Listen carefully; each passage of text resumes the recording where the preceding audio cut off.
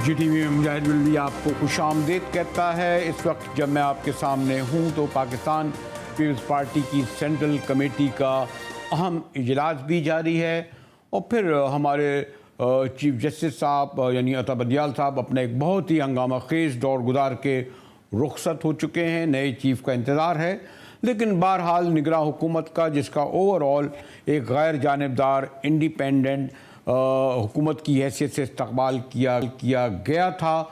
लेकिन कल जो फवाद हसन फवाद जो हमारे प्राइम मिनिस्टर नवाज शरीफ साहब के प्रिंसिपल सेक्रेटरी रहे, और आपको इल्म है कि प्रिंसिपल सेक्रेटरी किसी हुकूमत में किसी प्राइम मिनिस्टर का कितना करीब होता है। यही नहीं बल्कि प्रिंसिपल सेक्रेटरी की हैसियत से बहरहाल उन्हें 2 साल तहरीक इंसाफ के दौर में जेल में रखा गया। ये बात दुरुस्त के वो एक कॉम्पिटेंट प्रोफेशनल अफसर हैं और वो बरी भी बाज़त हुए।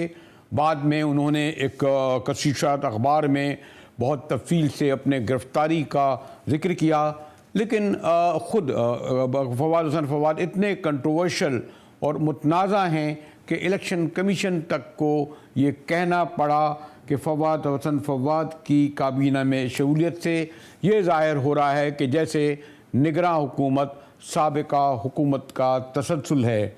और फवाद हसन फवाद की यानी सॉरी टू से यानी ये ज़रूरी थोड़ी है कि एक सियासतदान ही जो है कंट्रोवर्शियल हो सकता है। हमारे यहाँ ख़ास तौर पर ब्यूरोक्रेसी में जो बहुत बड़े बड़े रहे, अब आज़म खान देखिए, इमरान खान साहब के जो सबसे करीब थे, प्रिंसिपल सेक्रेटरी थे, कितने कंट्रोवर्शियल बने।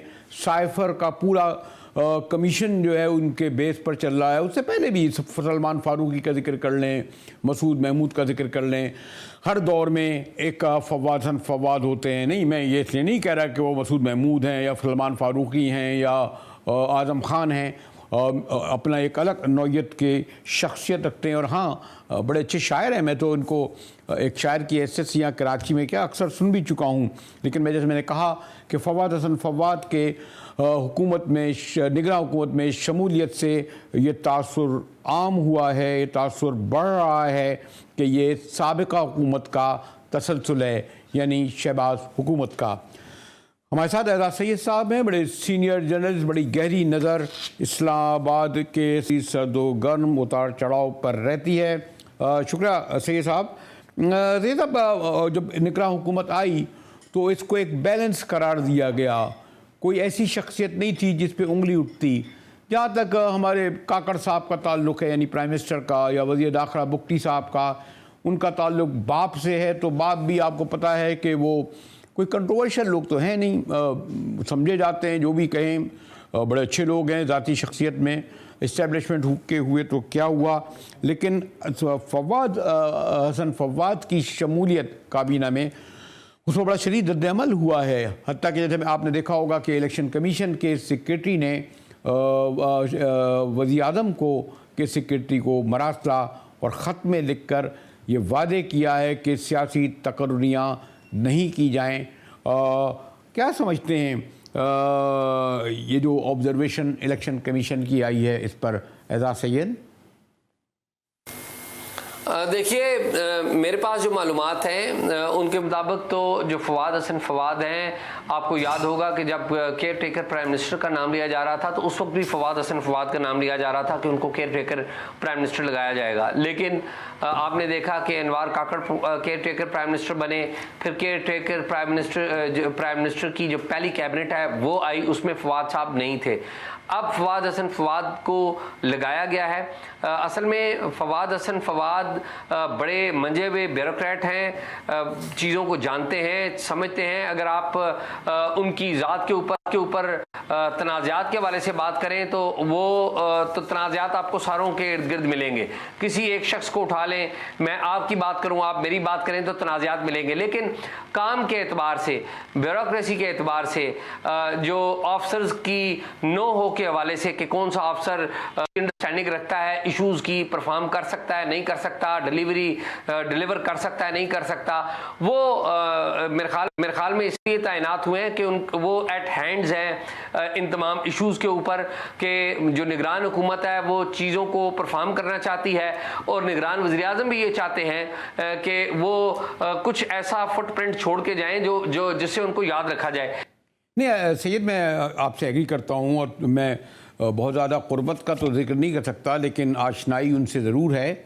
और यकीन आपने दुरुस्त कहा कि बहुत ही कॉम्पिटेंट लोग हैं और बदकिस्मती से पाकिस्तान में हुकूमतें फवाद जैसे ब्यूरोक्रेट्स पे चलती हैं। आज़म खान चला रहे थे ना खान साहब को इस तरह, लेकिन बहरहाल जो शरीफों से फैमिली के तौर पर उनके रिलेशंस हैं वो इतने करीब हैं कि उनके की तकरीर के फ़ौरन बाद इलेक्शन कमीशन का ये ऑब्जर्वेशन आना कि ये साबिका हुकूमत का तसलसल है, इसे अहमियत तो दी जाएगी, इस पर सवाल तो उठेंगे।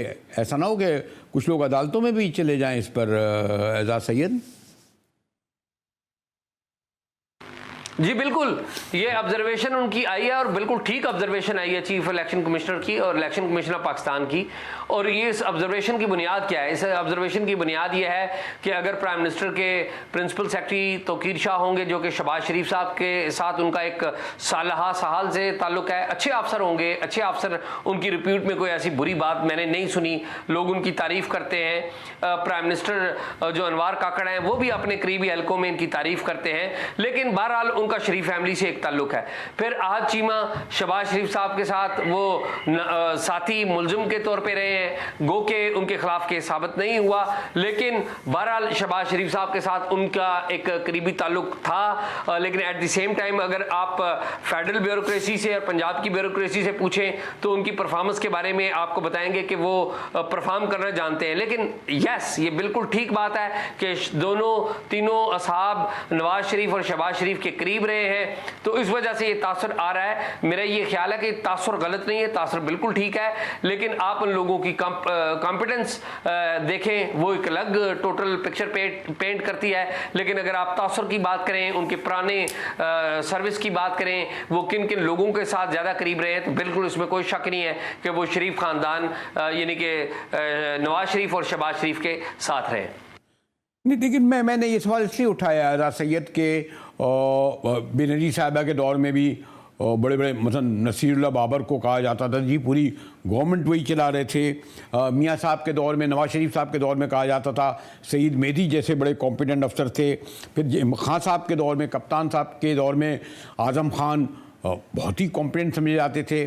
फिर आपने ये भी देखा होगा कि ये पुअर ब्यूरोक्रेट्स कॉम्पिटेंट लोगों को पकड़ाई भी इनकी होती है कि उन्हें ख्याल होता है ये आँख नाक कान होते हैं। फिर पाकिस्तान में कॉम्पिटेंसी नहीं देखी जाती, लॉयल्टी देखी जाती है। मुझे याद है कि जब टिक्का खां को भुट्टो साहब ने अपना पीपल्स पार्टी का सेक्रेटरी जनरल बनाया तो लोगों ने कहा कि जी ये तो बंगाल में क्या कर चुका था, ये वो था। तो उस वक्त मुझे मशहूर ज़माना भुट्टो ख़ानदान का जुमला आता है कि हमें लॉयल चाहिए, वफ़ादार चाहिए। और आपको भी यानी बड़ा तजर्बा इस बात का है कि हमारे यहाँ पॉलिटिक्स में लीडरशिप लॉयल्टी पहले देखती है, कॉम्पिटेंसी दोबारा उसको सेकेंडरी चीज़ समझा जाता है। एजाज सैयद मैं आपकी बात को बिल्कुल समझ रहा हूँ और ये बात ठीक है कि आमतौर पे लॉयल्टी को देखा जाता है, लेकिन देखिए पाकिस्तान का स्ट्रक्चर ऐसा है कि जो बंदा भी अपने सरकारी अमूर की अंजामदही में अपने पॉलिटिकल मास्टर्स के साथ ज़्यादा लॉयल होता है तो जो इस्टेब्लिशमेंट के मास्टर्स हैं वो उसको डैमेज करते हैं। और ये हकीकत है। अगर इन ऑफिसर्स ने जो कि फॉर्मर ऑफिसर्स हैं, रिटायर हो चुके हैं, एक ने रिटायरमेंट ले लिया है, एक सर्व कर रहे हैं, फवाद रिटायर हो चुके हैं, अगर इन्होंने हुकूमत पाकिस्तान के साथ लॉयल्टी ना की और किसी और जगह लॉयल्टी की तो मेरा नहीं ख्याल कि इतने चेक्स होते हैं कि वो बात को छुपी रह सकेगी। ये अलग बात है कि इस्टेब्लिशमेंट भी उन पॉलिटिकल लोगों के साथ अलाइन हो जिन लोगों के बारे में ये बात की जा रही है, ये बिल्कुल अलग बात है। लेकिन मेरा ये ख्याल है कि अगर तो मौजूदा गवर्नमेंट के साथ ये काम करते रहे और उन्होंने बेहतर परफॉर्म किया तो ये कंटिन्यू करेंगे। और मेरा ये ख्याल है कि जो सरकारी अफसर जिन्होंने गवर्नमेंट्स में सर्व किया होता है वो अपने इमीडिएट बॉस को जरूर देखते हैं। मेरा नहीं ख्याल कि ये तीनों अफसर्स, दो फॉर्मर अफसर्स और एक सर्विंग अफसर, मेरा नहीं ख्याल कि ये इस बात पे कि चूंकि वो नवाज शरीफ या शहबाज शरीफ के साथ सर्व करते रहे, अनवार काकड़ जो कि मौजूदा प्राइम मिनिस्टर हैं इनको बाईपास करेंगे? मेरा नहीं ख्याल कि ऐसा होता है। आज़ाद, अगर मैं ओवरऑल चले यानी कोई मेरा कतई तौर पर यह इरादा नहीं, फवाद का जो पस मंज़र है, और जैसे मैंने कहा कि कॉम्पिटेंट आदमी है और शरीफ आदमी तो वैसे भी कहा जा सकता है, शायर भी हैं, लेकिन जो ऑब्जर्वेशन मेरी नहीं कमीशन की आई है, अगर मजमूई तौर पर मैं निगरां हुकूमत की, वो कि बहुत कम वक्त है, ग़ालिबन 3 हफ्ते भी नहीं हुए हैं, उनकी कारकर्दगी में बात करूँ तो ये ठीक है कि ऑनेस्ट सिंसियर लोग मौजूद हैं, लेकिन सियासी महाज पर देखें तो उनकी कारकर्दगी मैं नहीं समझता कि कोई फ़र्क आया हो, कोई ब्यूरोक्रेसी में फ़र्क आया हो, कोई पुलिस में फ़र्क आया हो, इदारों और एजेंसियों के किरदार में फ़र्क आया हो। उसी तरह लोगों को किडनैप किया जा रहा है, उसी तरह लापता लोग हो रहे हैं। शामोद कुरैशी को हथकड़ियों में डालकर उसी तरह लाया गया, और सॉरी टू से सियासी महाज पर तो साबिका हुकूमत का तसलसल ही नज़र आ रहा है। माशी महाज पर आप $1 को छोड़ दें, पेट्रोल अभी और बढ़ने वाला है। मैं नहीं समझता कि कोई आटा चावल घी कोई आवाम को किसी भी जगह रिलीफ मिल सका हो। छापे ज़रूर मारे जा रहे हैं स्मगलरों पे, मनी लॉन्ड्रिंग पर, लेकिन कोई बिजली का जैसा अहम इशू भी हल नहीं हो सका है, कोई बड़ा इशू हल नहीं हो सका, बल्कि उसकी तरफ कोई संजीदा पेशरफ्त अमली तौर पर नज़र नहीं आ रही। आज भी स्टेट बैंक ने जो ऐलान किया है वो 22% रखा है शरह सूद। एजाज सैयद, तो आप अंदाज़ लगाएं कि इन दोनों महाज पर निगरां हुकूमत की अभी तक कोई बहुत काबिल ज़िक्र कारकर्दगी का आगाज़ भी नहीं हुआ है।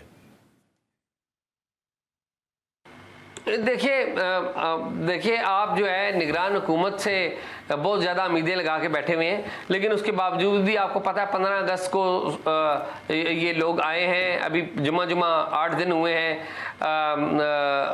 मेरा ये ख्याल है कि शायद आप और मैं देखें कि जो मौजूदा कैबिनेट है, मौजूदा जो हुकूमत है, वो जब अपना टाइम पूरा कर लेगी, जो भी इनका 6-8 महीने का टेन्योर है, और फिर उनकी परफॉर्मेंस का कोई जायज़ा ले सकेंगे।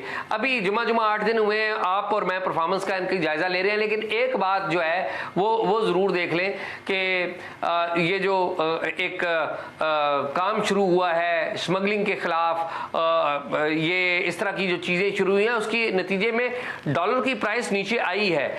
मैं इस मौजूदा गवर्नमेंट से, जो कि अवाम की नुमाइंदा हुकूमत है, बहुत ज़्यादा तवक्कुआत नहीं बांध के रखता, और ना ही मैं ये कहना चाहता हूँ कि ये बहुत ही कोई तबाही कर देंगे, या ये टाइम विल टेल कि ये क्या करते हैं, और इनकी परफॉर्मेंस इनके टाइम के ऊपर जज ज़रूर की जानी चाहिए।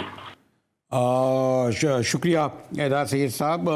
जैसे मैंने कहा कि निगरां हुकूमत की ओवरऑल जो ये गए थे उनमें कोई सवाल नहीं उठा, लेकिन फवाद हुसैन फवाद की तकर्री से फौरी तौर पर तो इलेक्शन कमीशन ही ने इस हद तक जाकर कहा कि ऐसा लगता है, ये तासुर है कि ये साबिका हुकूमत का तसलसल है। चीफ जस्टिस का जाना, चीफ जस्टिस का आना आमतौर मामूल की बात होता है, लेकिन जस्टिस बंदियाल का खुदा हाफिज़ कहना, जस्टिस काजी इदाराना एक बड़े अदालती महाज पर ही नहीं, सियासी महाज पर भी बड़ी खबर बना है, जिस पर गुफ्तगू करेंगे एक ब्रेक के बाद। हमारे साथ रहिएगा।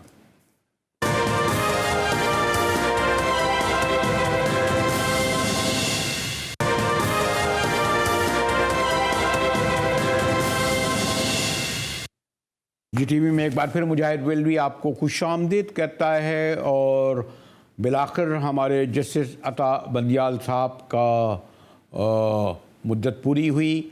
कल इशाइया हुआ और उसमें उन्होंने तल्ख तुर्श दोनों बातें की, और मुझे तो एक ख़ास बात ये नज़र आई कि जब तकारीर ख़त्म हुई तो हमारे मुस्तकबिल के चीफ जस्टिस उसके बाद तकरीर में तशरीफ़ लाए, यानी सिर्फ खाने के वक्त। और आपको इल्म है कि बड़ा कंट्रोवर्शियल दौर था या बनाया गया जस्टिस बंदियाल का। अब जस्टिस कायद फ़ायज़ को एक तकसीम शुदा डिवाइडेड अदलिया मिली है। सबसे बड़ा चैलेंज ये है कि इलेक्शन का इनक़ाद अब उनकी कोर्ट में चला गया है, जबकि फैसला दे चुका है पार्लियामान के चीफ इलेक्शन कमिश्नर ही फैसला देंगे। फिर जस्टिस मैंने कहा ना कि काजी फायद ईसा जस्टिस बंदियाल के दौर में जो अदलिया तकसीम हुई, तो क्या वो और जो मुतनाज़ा फ़ैसलों के सबब या जिसे कहा जाता है कि मुतनाज़ा उसका असर ज़ाहिर करेंगे, और अहम सवाल हैं, अहम चैलेंज हैं, क्योंकि जैसे मैंने कहा उबूरी दौर है और सबसे बढ़कर ये कि इलेक्शन का साल भी है। हमारे साथ इस्लामाबाद हाई कोर्ट बार के साबिक सदर मोहतरम शोएब शाहीन साहब हैं। शाहीन साहब शुक्रिया। आम तौर पर एक तो ये नोट किया जा रहा है कि नए चीफ जस्टिस के में आते ही एक नई अदलिया सामने आएगी, और एक पेश किया जा रहा है एक हल्के की जानिब से कि बहुत ही मोस्ट कंट्रोवर्शियल चीफ जस्टिस थे। आपका क्या ख्याल है शाहीन साहब? देखें, ये सिर्फ ये तासुर पैदा करने की कोशिश हो रही है PMLN की तरफ से और पीपल्स पार्टी की तरफ से, आप कह सकते हैं। मेरा नहीं ख्याल कि इसके अंदर कोई इबहाम है कि मोस्ट रिस्पेक्टफुल पर्सनैलिटी हैं मर्ता बंदियाल साहब, और उन्होंने जो फैसले भी दिए हैं आइन और कानून के मुताबिक दिए हैं। बल्कि मैं तो समझता हूँ कि उनकी जो शराफत या उनका जुडिशल रेस्ट्रेंट का मुजाहरा है कि किसी के खिलाफ एक्शन ना लेना, ये ज़ाहिर ज़रूर करता है कि हमारी लीगल फर्टिलिटी का उनसे इख्तलाफ इस हद तक ज़रूर है कि जो फैसले उन्होंने सुप्रीम कोर्ट के किए थे इलेक्शन कराने के 90 डेज में, उनके ऊपर अमल दरामद नहीं कराया, और जो उसमें मुलव्वस थे उस वक्त के प्राइम मिनिस्टर शहबाज शरीफ और उनकी कैबिनेट, उन लोगों को सबक सिखाना चाहिए था। उनको सुप्रीम कोर्ट की जजमेंट को नलीफाई करने की सज़ा मिलनी चाहिए थी। उनको ना सिर्फ ये कि उन्होंने सुप्रीम कोर्ट की जजमेंट को की तज़हीक की, उसका मजाक उड़ाया, उसको इम्प्लीमेंट नहीं किया, बल्कि पूरी सुप्रीम कोर्ट की एक लिहाज से तज़हीक की। इस हवाले से तो आप कह सकते हैं, लेकिन ये कहना कि वो मोस्ट कंट्रोवर्शियल है, ये बात बिल्कुल गलत है। कि कल हज़ारों की तादाद में वो खिलाफ मौजूद थे, उनकी आनर में अलविदाई फंक्शन हुआ, और आज जजेस की तरफ से भी फंक्शन है उनकी आनर में। मेरा ख्याल है कि वो बड़े रेस्पेक्टेबल और अपने आइन और कानून के मुताबिक चलने वाली शख्सियत है, और सबसे ज़्यादा वकला को वो एहतराम से पेश आते थे और एहतराम देते थे। शाहीन साहब, अगर मुझे नहीं इल्म कर रहा, मुझे सीजन आदमी है कि मुस्तकिल में क्या ऐसा रहा कि हमारे काजी फायद साहब ने शिरकत तो करी, लेकिन जब तकारीर ख़त्म हो गई तो इशाइये यानी डिनर के वक्त पहुँचे, और उसकी तौजी उन्होंने ये बयान की कि क्योंकि मैं बहुत सारे केसों में जो ज़ेर इल्तवा हैं शामिल हूँ, इसलिए मैंने इन तकारीर से ख़ुद को दूर रखा और सिर्फ डिनर में शिरकत कर रहा हूँ। और ये कहकर भी उन्होंने या इस तरह भी एक्ट करके एक और तासुर छोड़ने की कोशिश की। शोएब भाई जी, नहीं, ऐसी कोई रिवायत नहीं रही। किसी मजबूरी की वजह से वो ना आ सके कोई जज, सेकंड सीनियर प्यूनी जज, जो कि आमतौर पर होते हैं, जो कि वो डेजिग्नेट चीफ जस्टिस हैं, सिर्फ सीनियर प्यूनी जज भी नहीं है। तो मेरा नहीं ख्याल कि इस तरह की कोई रिवायत माजी में रही है। और ये भी देखे ना, बाकी तमाम जजेस भी तो मौजूद थे, खाली चीफ जस्टिस ने तो फैसले नहीं करने होते ना, तो फैसले तो तमाम जजेस ने करने होते हैं, और बेंच होता है, और बेंच में 2 जज भी होते हैं, 3 भी होते हैं, 4 भी होते हैं, फुल कोर्ट भी होता है, लार्जर बेंच भी होता है। तो मेरा ख्याल है कि ये माजी में इस तरह की कोई रिवायत बहरहाल नहीं रही, और उनकी शिरकत हो जाना भी सफिशिएंट है। मेरा ख्याल है कि वो उन्होंने अपनी यकजहती का इज़हार किया, अलविदाई फंक्शन में वो आ गए हैं, और उसमें मेरा ख्याल है कोई तकसीम का तासुर या स्टेज पे कोई और बात, मेरा ख्याल है हम सोचते हैं ना ऐसी कोई बात है। लेकिन ये तो हकीकत है ना शोएब शाहीन साहब, ये एक आपका परसेप्शन है, जो माज़रत के साथ आप इंडिपेंडेंट लॉयर हैं लेकिन तहरीक इंसाफ के करीब समझे जाते हैं, तो जो इन्हें चैलेंजेस दरपेश हैं होंगे उसमें ये ख्याल है, और पॉलिटिकल पार्टीज़ ने भी ये बड़ा तासुर दिया कि बंदियाल साहब जो साबिका कप्तान की हुकूमत थी उसके लिए सॉफ्ट थे, रिलीफ देते थे, और काजी फायद ईसा के बारे में आने से पहले ही एक परसेप्शन बन गया है कि वो एक सॉरी मैं उसको बल्कि कहना भी नहीं चाह रहा था। तो क्या मैं कहूँ कि बंदियाल साहब का दौर गया, एक नया दौर अदलिया में शुरू होगा?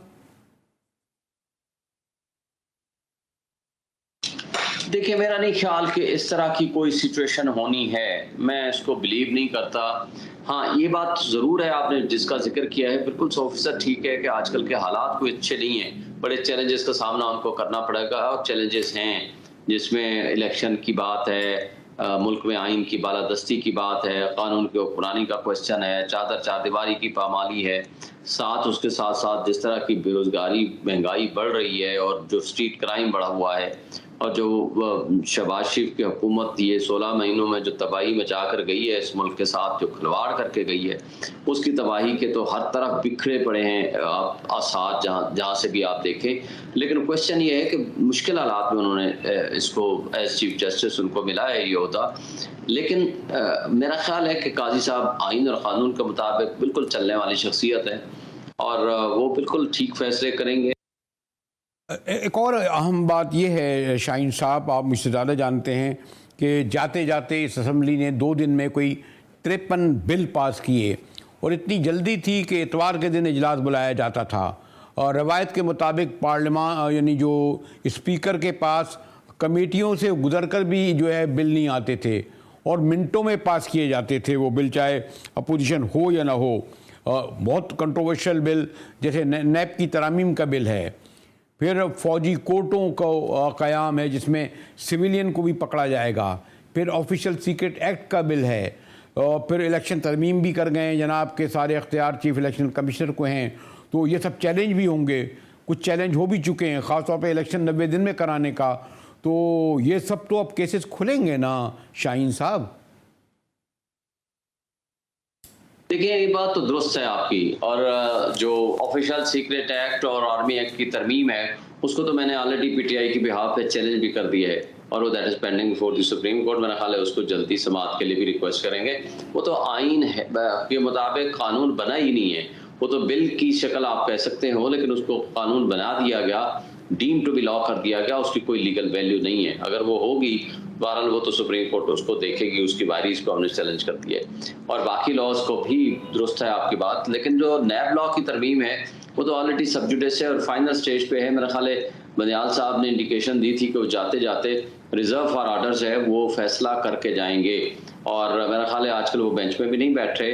तो आई थिंक वो जो भी फैसले उनके बाकी हैं, और स्पेशली ये मेन केस में ये वाला केस है, वो उसका फैसला दे के जाएंगे, आई थिंक सो।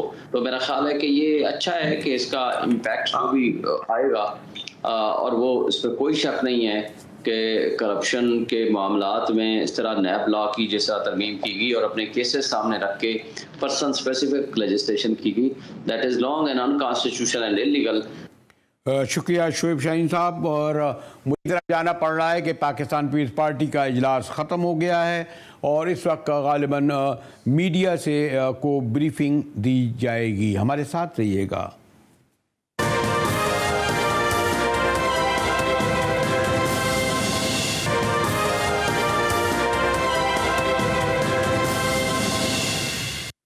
टीवी में एक बार फिर मुजाहिद विल्डी आपको खुशामदीद करता है। और पाकिस्तान पीपल्स पार्टी का हंगामा खेज इजलास का पहला दौर अभी ख़त्म हुआ था थोड़ी देर पहले।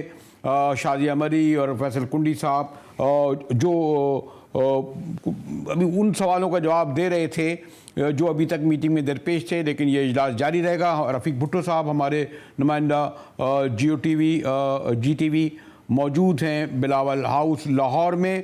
भुट्टो साहब, यानी कोई गालिबन 3-4 बजे इजलास शुरू हुआ और अभी गालिबन कल भी जारी रहेगा। थोड़ी देर पहले शाजिया मरी को मैं सुन रहा था, गालिबन अभी हतमी फैसले नहीं हुए, सिर्फ लोगों की आरा या ऑब्जर्वेशन ली गई होंगी, ऐसा ही है भुट्टो साहब? जी बिल्कुल, ये एक मुश्तरका सदारत थी आसिफ अली जरदारी और बिलावल भुट्टो जरदारी की। आप बजा फरमा रहे हैं कि ये एक हंगामा खेज इजलास है जिसमें इलेक्शन कमीशन के हवाले से अभी तक जो इलेक्शन आने वाले आम इंतखाबात का जो शेड्यूल अनाउंस नहीं किया गया और उसकी तारीख के हवाले से जो दो राय पाई जाती थी पीपल्स पार्टी के हवाले से, उस हवाले से जो सीनियर कानूनदान हैं पीपल्स पार्टी के फारूक नाइक ने कानूनी पहलुओं पर इसमें ब्रीफिंग दी। सलीम मांडीवाला ने माशी सूरत हाल पर ब्रीफिंग दी। ताहम सूबाई सुदूर से भी इस पर राय ली गई। नवीद कमर ने भी एक छोटी सी ब्रीफिंग दी। नैयर बुखारी ने भी एक छोटी सी ब्रीफिंग दी और अपनी राय से तो भुट्टो साहब ये इजलास कल तक जो मुलतवी हुआ है, कल तक के लिए कल भी जारी रहेगा? कल तक के लिए अब मुलतवी हो गया या अशाइये का वक्फा है सिर्फ? इस वक्त अशाइये का वक्फा है। अभी ये फैसला नहीं हुआ कि ये इजलास कल भी जारी रहेगा या नहीं रहेगा। ताहम अशाइये के बाद एक क्लोज डोर मीटिंग होनी है 4-5 बड़ों के दरमियान, उसमें ये तय हो जाएगा कि कल भी इजलास होगा या नहीं होगा। अगर नहीं होगा तो थोड़ी देर बाद जो लीडरान हैं वो बाहर आकर मीडिया को आज के होने वाले इजलास के हवाले से ब्रीफिंग देंगे।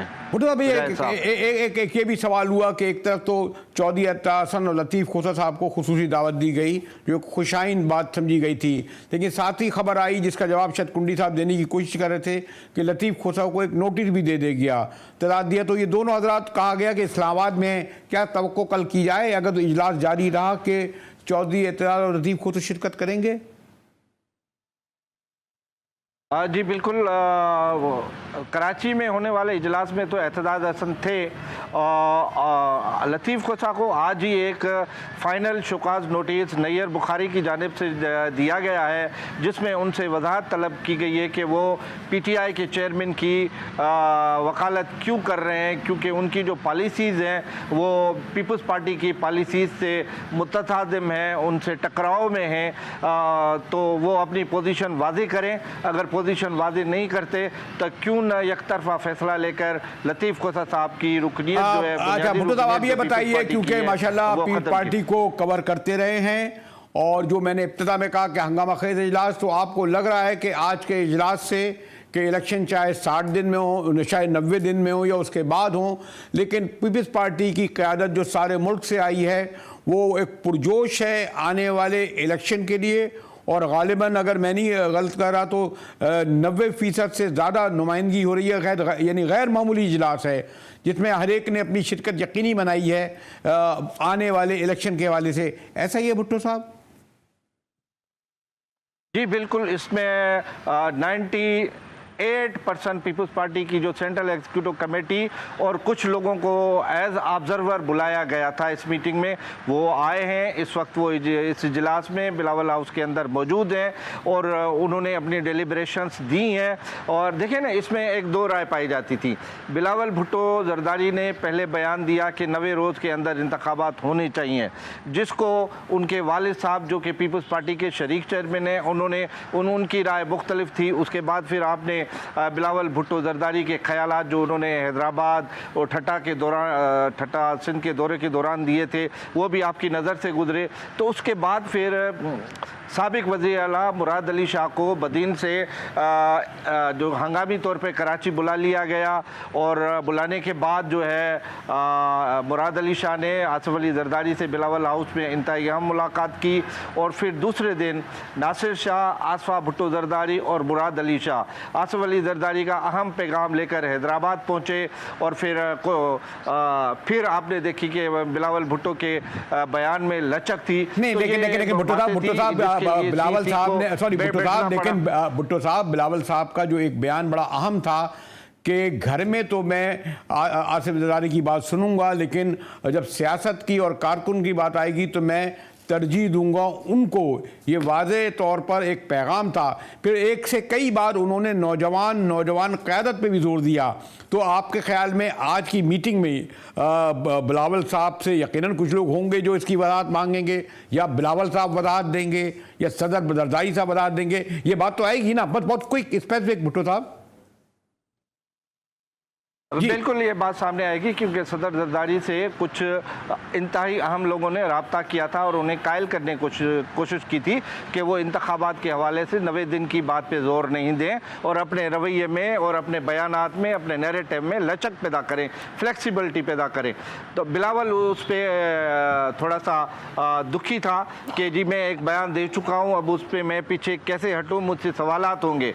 वो जब सखर में आए तो उनसे लाजमन सवालात हुए और उन्होंने फिर लचक भी दिखाई। लेकिन आज का जो फोरम है वो इस हवाले से इंतहाई अहम है, जिसमें दो टोक अंदाज में बिलावल साहब को अपनी पॉलिसी, इलेक्शन पॉलिसी देनी पड़ेगी। अब उस पर बहस होनी है। अपने जो सेंट्रल एग्जीक्यूटिव कमेटी के मेंबरान हैं, रफीक भुट्टो साहब वो अपनी राय देंगे। रफीक भुट्टो साहब इस वक्त मौजूद हैं बैरिया टाउन लाहौर के में, जहां पर पीपल्स पार्टी की सेंट्रल कमेटी का इंतहाई अहम हंगामा खेज इजलास जारी है, यानी वक्फा हुआ है। देख रहे हैं ये रात गए जारी रहेगा या अगले दिन रहेगा, और सारी नज़रें इस वक्त पीपल्स पार्टी के इस इजलास पर हैं कि मुस्तक़बिल में वो क्या फ़ैसले करने जा रहे हैं। इसी के साथ ही GTV से मुजाहिद वेली को इजाज़त दीजिए।